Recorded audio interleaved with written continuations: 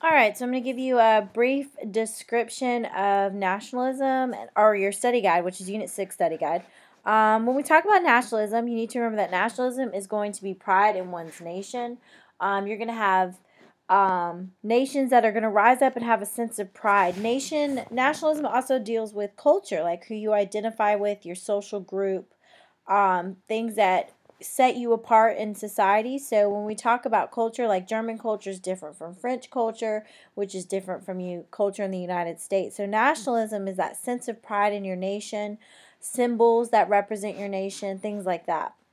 Imperialism is the domination um, of one country by another country. And when we talk about imperialism, you have to understand that imperialism is going to deal with stronger nations going after weaker nations. In relation to European continents, they're going to take over areas in Africa, or European countries are going to take over places in Africa and in Asia because they see the Asians and Africans as an inferior race. So they feel justified. They want things like raw materials, natural resources, labor from the individuals that live there. So it's really about a need for greed, and colonies were established in these continents of Asia and Africa to give European countries more power. The October Revolution is going to happen in 1917. It's going to deal with the Bolsheviks. Are going to be a new political party in Russia. The monarchy is going to step down, and they are going to try to take over the government, and they will be successful. The October Revolution actually occurs after the February Revolution. Get it or not, they both happen in one happened in February, one happened in October. But Vladimir Lenin is going to lead the group of the Bolsheviks. They're communists, and they're going to take over the Russian government and establish communism. Russia will no longer be the country of Russia, but it'll be the USSR, which is the United Soviet Socialist Republic. And they will gain power. The Sepoy Mutiny in India. If you listen to Miss Cannon's flip video, and also if you looked at the Google presentation, the Sepoy Mutiny is going to be the mutiny of the Indian soldiers against the British Army. One thing the British Army is going to do is that when they take over India, they're going to push the Indians to fight in their army, dress like them, look like them. But one mistake that they will make is that they create a new gun, and the cartridge on the gun has a cap that you have to rip off with your teeth. Well, it's made out of pork and beef fat. You have already learned about Hindu and also Muslim culture is that the Hindus worship cows. Cows are sacred in their society, and Muslims do not eat pork. So this is a direct offense to the Indians during this time, and they will rebel. Now, that is an immediate cause. The ultimate underlining larger cause of the Sepoy Mutiny is that Britain has taken over India and has imperialized India, taken them over, forced these individuals to conform to English culture. And the Indians are tired and want their own identity back. They have their sense of nationalism and their pride in their nation, and they want their nation to be left alone and not controlled by a larger country. Let's see. Yeah. The British Raj. When we talk about the British Raj, you need to understand that it's going to deal with Britain and India still. So we're going to deal with imperialism once again. And excuse Miss Cannon. Oh my goodness. When we talk about the British Raj, where was I?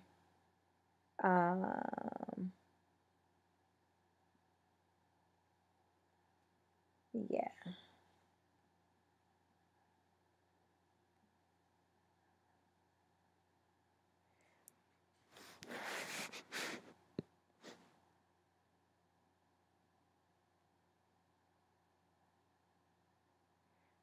The British Raj is going to deal with the term. It's like the term for when the British ruled India. Okay.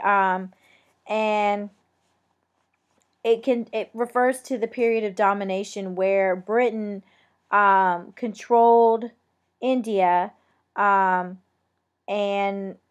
used them for their resources and things like that. Okay.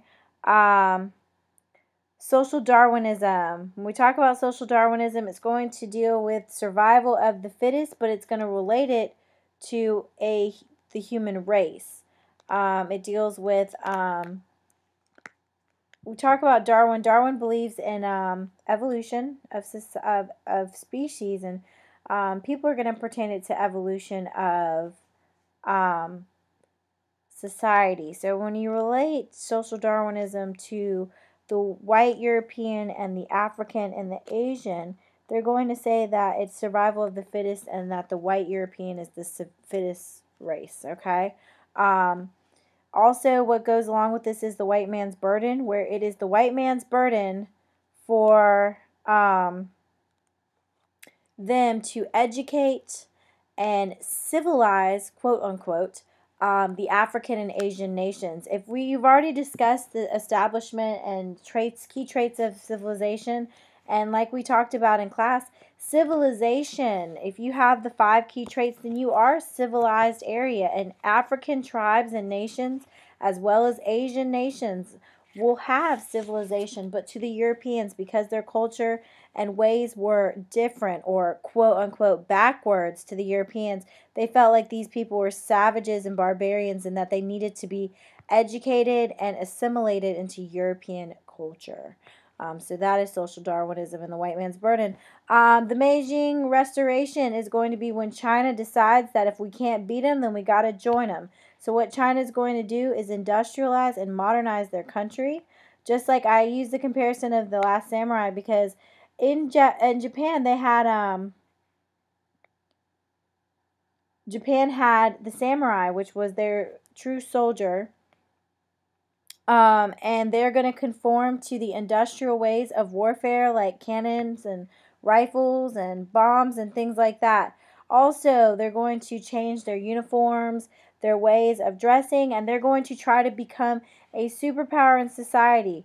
What you have to understand is that Japan is going to watch China have this open door policy and have to deal with the spheres of influence where Germany, France, United States, Britain, and Russia are going to get some influence in China and have areas of land in China, and Japan doesn't want that to happen. So instead of putting up a fight, they decided to become the competition.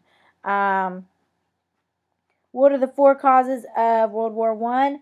Militarism, alliances, nationalism, and imperialism. You should be able to explain what each one of them are, and I'm going to let you look at your notes to do that. Who is the Black Hand? They are a terrorist group from Serbia. Gavrilo Princip came from that group and assassinated the Archduke of Franz Ferdinand of Austria-Hungary, and that will be the immediate cause of World War II, or World War I. Excuse Miss Cannon, sorry. When we talk about the immediate cause of World War I told you that the Balkan Peninsula down towards Greece with Albania and Bosnia and Serbia and Romania, all those areas are called the Balkans, and they are known as the powder keg of Europe. And when you shoot this Archduke Franz Ferdinand, it's just like he shot a powder keg of gunpowder, and it will explode. The war will explode. Why was Germany fighting a war on 2 fronts? Well, when you talk about Germany and their alliances, they are aligned with Austria-Hungary during this time, but they have France on their western side, and then they have Russia on their eastern side. And when we talk about Germany, they are not allies with Russia or France. Okay, so you have to keep that in mind. So when the war begins, they're fighting a war on 2 fronts, the eastern and western front, which are the border lines between France and Germany and Russia and Germany. Now, the purpose of the Schlieffen Plan, which is going to be Germany's plan to attack the Allies. Initially, what Germany's plan was to rush into France quickly and take France down, because they knew, because Russia was lacking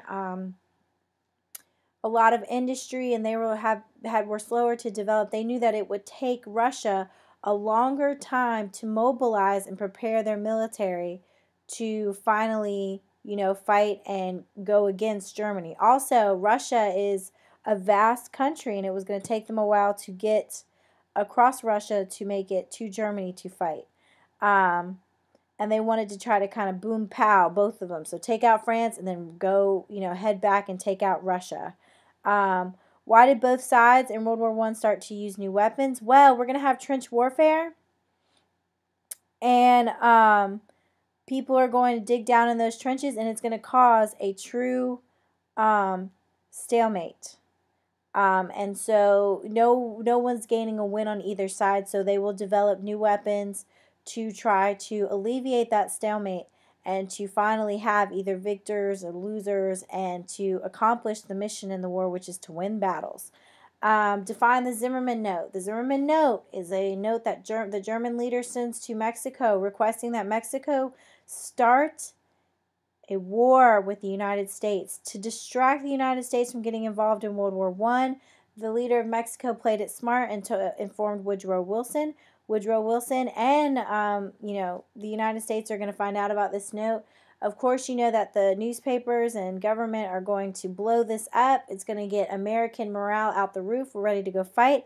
And so this will cause us, it'll be the final straw of us getting involved in World War I. A few points of Woodrow Wilson's 14 points. You need to look in your notes. I will go over that tomorrow in class when we talk. The Nanjing Massacre is important because Japan is going to take over areas in China. And guys, you have to understand they also take over Manchuria as well. The biggest conquest is for natural resources, and also Japan wants more power. Okay? Another thing that you need to remember is that what event prompted Great Britain to declare war in 1914 against Britain? It is when Germany decides to march through Belgium to get to France. That's a big no-no because Belgium is neutral. All right. Also, when we start talking about nationalism and communism and all that types of things with government, China is going to have the Nationalist Party during this time in the 1920s, and communism tries to rise in China. And what's going to happen is that you have Mao Zedong, who is going to have the Communist Party rise in China, but the nationalists are going to run Mao out of the capital, and he will go on a $6,000. What is Miss Cannon talking about? 6,000-mile long journey called the Long March, where he goes into hiding until his Communist Party can rise to take over China. Who created the New Deal? Franklin Delano Roosevelt. And the New Deal is going to try to help boost American economy during the Great Depression. You can explain on your study guide. Nuremberg laws are going to be laws that remove Jews from having German citizenship in Germany, and it is based off of your grandparents. So if your grandparents were Jews, then you would be labeled as a Jew and lose your German citizenship. What you need to understand is that this is the first instant where someone is not being discriminated against ethnic group or even what nation they come from. They're being discriminated against based off of religion. And that makes a bit of a difference here. And Hitler's going to establish these laws and carry them through. So, Jews will lose their rights to vote because, that's a certain liberty that comes with being a citizen of a nation. Nazi-Soviet Non-Aggression Pact, what is it? It's a non-aggression pact between the Soviet Union and Germany. They're going to say, if you got my back, I got yours. We agree not to be aggressive or fight against each other. It's very interesting. You looked at a political cartoon the other day of Hitler and Stalin going in holy matrimony as a marriage. And the question at the bottom is, how long will the honeymoon last? Well, it doesn't last very long when Hitler decides to surprise invade the Soviet Union without Stalin knowing. That is aggressive behavior. And it's going to change the whole game because Stalin is going to ultimately want to fight back with Hitler. And Hitler is, as we've talked about, Hitler is kind of the person who says psych all the time. He's like, yeah, I'll do this. Just kidding. Every time. And he does this and he ultimately stabs Stalin in the back. Explain the concept of appeasement in World War II. What country did this concept deal with directly? And what action caused the declaration of World War II? Well, check it out here. When we talk about the concept of appeasement, it's exactly what it's supposed to be, where you appease someone. And I compared Germany to a child who throws a tantrum inside of a grocery store. And there's a lot of different ways that parents approach certain things. And you have to remember that different parents approach things different ways. There are some parents who take their child and they give them a little spanking. There are some parents that give their child a lollipop or bribe them with candy. When we think about Germany and their aggression, the one thing that Great Britain and France and other nations are going to do is try to appease Germany. So they give them the Sudetenland and they say, hey, we'll give you this land if you chill out. What you need to understand about Hitler is that Hitler has already been aggressive, taking lands and remilitarizing the Rhineland and Germany and annexing Austria. Those are all things that he was not supposed to do in the Treaty of Versailles. This concept is going to deal directly with Germany. What actions caused the declaration of World War II? Well, Germany's not supposed to be involved in Poland or in any other nation, and they're going to go through Poland, and that is going to start the declaration of war. What caused the Japanese to attack Pearl Harbor? As you know, you guys learned today that Pearl Harbor is not an attack that just came out of nowhere from Japan.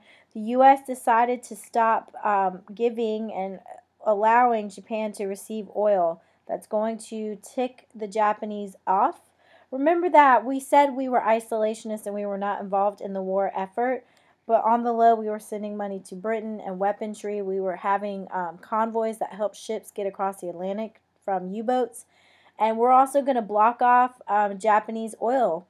And that is going to make them very angry. So when the attack of Pearl Harbor occurs, a lot of times historians try to tell people that it was, something that wasn't provoked. We had provoked Japan. And so they're going to attack Pearl Harbor to try to make a point against America. And it's also, Pearl Harbor is going to cause us to get involved in the war. What approach did the United States have in the beginning of World War II? We tried to be isolationists, which means we tried to keep our hands from getting dirty. We tried to stay out of the war. We sent money to Great Britain, and I just wanted them to kind of handle it on their own. What was a turning point for the Soviet Union in the war in Europe? The Battle of Stalingrad is one of the bloodiest battles. But what's going to happen is that German soldiers are going to begin to get captured by the Soviets.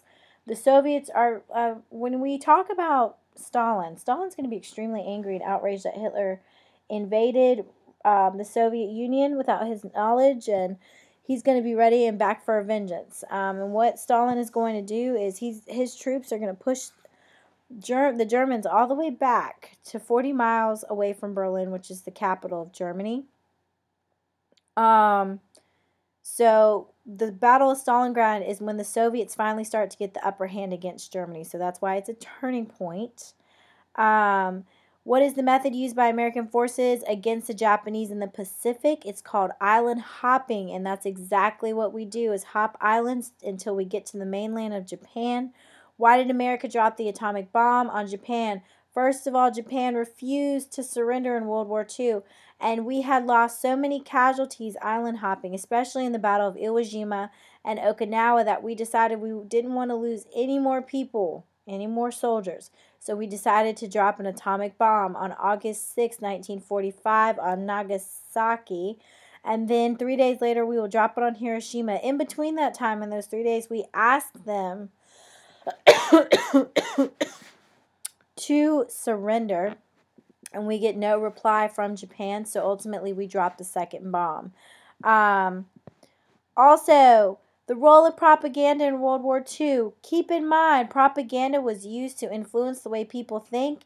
It's significant in the fact that propaganda pulls you towards a certain side. We have propaganda concerning rationing and recycling, industrialism, where you have Rosie the Riveter who says we can do it.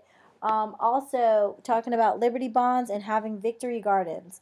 And also, guys, I'll probably show you a little bit more propaganda tomorrow after your test, but propaganda was used to portray the enemy, whether you were on the Japanese side, on the Axis side or the Allied side, as an arch nemesis or an evil evil group of people, and propaganda helped solidify that for both sides. Okay, it helped persuade the people to believe that the Japanese were horrible, or the Germans were horrible, or the Italians were monsters, and the Japanese and German and Italians did the same thing for Americans and the British and the French. They portrayed them as horrible individuals, but it influences the way people think. If you have any questions concerning this video, feel free to text Miss Cannon. It will be on YouTube in the next 10 minutes. Thank you. Please pause, fast forward, rewind, do whatever you need to do. Make sure that you have this study guide complete when you come to class tomorrow, and please study tonight. Have a good evening. Thank you.